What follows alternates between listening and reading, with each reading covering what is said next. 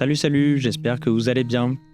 J'avais des recherches en rap pour la dernière vidéo sur les Von Erich que je n'ai pas utilisées. Et je me suis dit que ce serait dommage de rien en faire alors que j'y avais passé du temps. Donc je vous propose ce format podcast, comme ça moi j'ai pas trop à me casser la tête sur le montage et vous pouvez laisser votre téléphone dans un coin pendant que vous cuisinez. Pour ceux qui tiennent à regarder de manière plus classique, je vais quand même étayer le tout d'images d'archives, donc vous y perdrez pas non plus trop au change, mais on va dire que c'est plus minimaliste que d'habitude. Merci de votre attention, et c'est parti.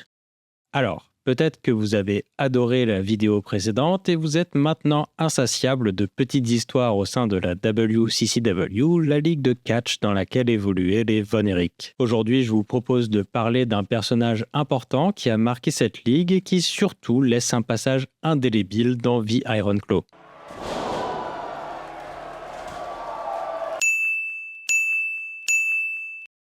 Si vous vous rappelez, en 1984, David Von Erich décède tragiquement. C'est la grande star de la ligue, un champion en devenir et surtout un élément clé du trio Von Erich. Toute la suite de la WCCW, c'est un peu la quête pour trouver son successeur. Et en octobre 1985, il y a une personne inattendue qui est appelée pour prendre la suite de David dans la rivalité contre les Freebirds, le cousin Lance Von Erich.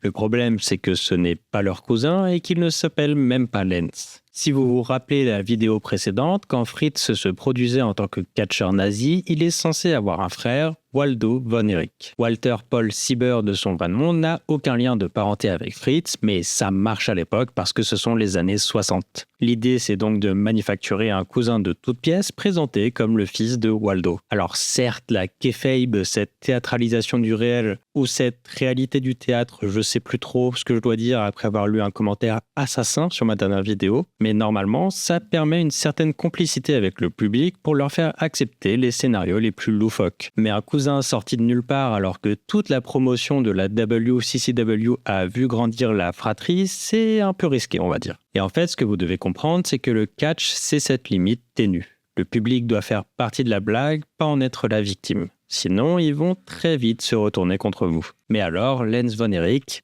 c'est qui au juste ? William Kevin Vaughan est un agent immobilier qui réussit très bien sa vie quand il croise David Manning, une des pontes de la WCCW. Celui-ci flaire son potentiel et quelques mois plus tard, William quitte son job pour partir s'entraîner et développer ses compétences de catcheur. Une autre époque, aujourd'hui je pense qu'on est tous beaucoup plus attachés à la sécurité de l'emploi. L'histoire est étonnante, on va dire. Ils se rencontrent dans un golf tous les deux et après quelques visites au Sportatorium, William est convaincu de lâcher une carrière plutôt lucrative pour le catch. Il commence donc son entraînement à la fin 1984 avant d'être envoyé à la division de Portland pour faire ses gammes et surtout éviter les yeux indiscrets avant qu'il soit révélé comme Lance Von Erich. D'après la plupart des avis, il est encore trop novice dans la discipline quand il est envoyé sous le feu des projecteurs. Si vous vous rappelez, en août 1985, Mike se blesse et est hospitalisé pour une durée indéterminée. Il faut donc un nouveau Von Erich pour la rivalité contre les Freebirds. Et en fait, à la surprise générale, ça fonctionne plutôt bien. Il est introduit dans un match où il arrive à la rescousse de Kevin et Kerry pour arracher la victoire. Quelques semaines après, il est déjà mis à contribution dans un combat pour le titre face à Ric Flair. Et il devient un pilier de la rivalité avec les Freebirds, alternant avec Kevin, Kerry et Mike comme coéquipiers. Et même chez le public, ça marche. Il y a un fort tribalisme au sein de la promotion, notamment à cause des différentes tragédies qui ont frappé les Von Erich. Un sens du « tout le monde contre nous ».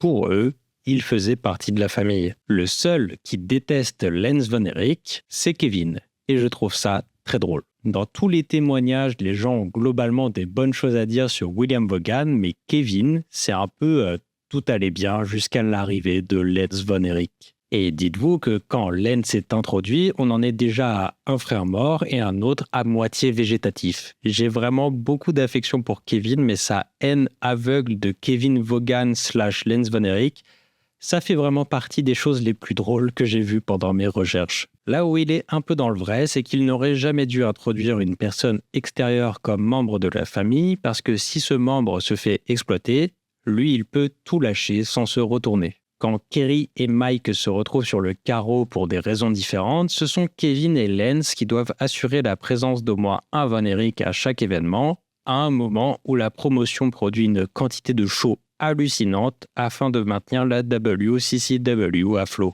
Ça peut aller jusqu'à 2 événements par jour dans des villes différentes, et Lance n'est pas compensé de la même manière que la famille. Avec le suicide de Mike en 1987, la pression devient beaucoup trop intense. Pour vous dire à quel point on est dans l'asile de fous, Lance, qui encore une fois n'est pas membre de la famille, est forcé d'assister à une partie de la veillée funèbre dans son personnage. Il doit enchaîner toujours plus de matchs, son physique de bodybuilder fond à vue d'œil et il finit par se blesser au printemps 1987. C'en est trop mentalement pour lui et quand on lui refuse une augmentation, il décide tout simplement de s'arrêter là et de disparaître.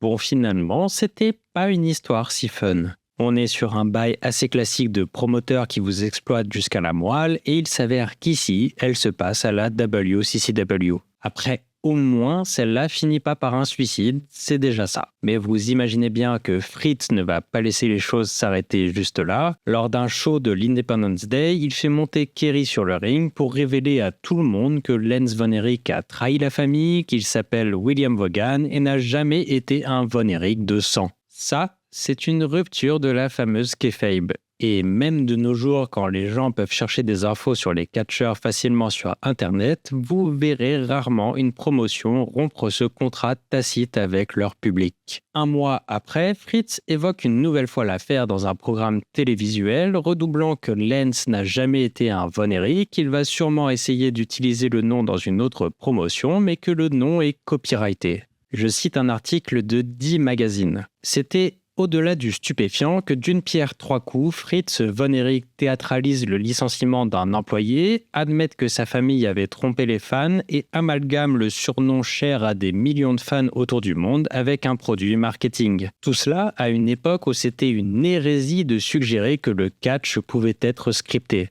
C'était du jamais vu, rapporte Michael Hayes. Surtout qu'à ce moment-là, William Vaughan cherche surtout à s'éloigner de ce milieu.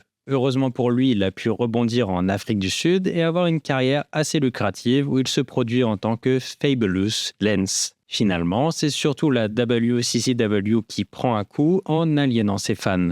La ligue est certes sur une pente descendante depuis quelque temps, mais à partir de cet instant, c'est la dégringolade. Voilà, c'en est tout pour moi sur ce petit récit bonus et ça me permet de clore ce chapitre de Arnaud Faux Expert en Catch. On revient aux vidéos sur des films très vite. Salut et prenez soin de vous.